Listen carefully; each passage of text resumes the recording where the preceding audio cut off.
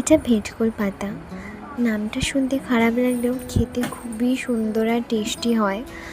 আমি কয়েকটা গাছ তুলে নিয়েছিলাম। এটার গোড়াটা একটু বাদ দিয়ে পুরো গাছটাই খাওয়া যায়, তাই ছোট ছোট করে কেটে সিদ্ধ করে জল ঝরিয়ে নিয়েছিলাম।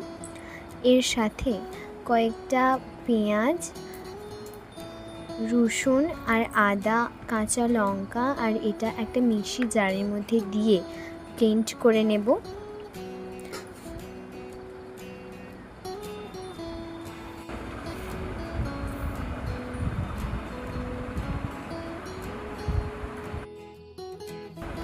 অল্প জল দিয়ে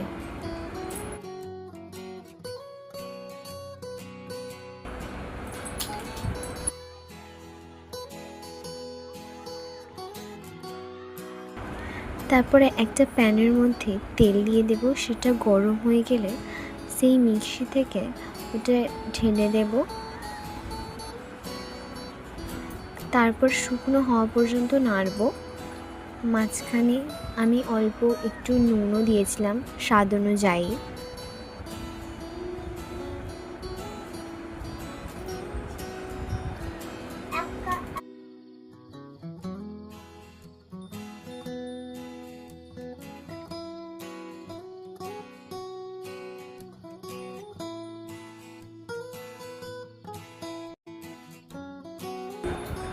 তারপর শুকনো হয়ে যেতে নামিয়ে নেব একটা পাত্রের মধ্যে।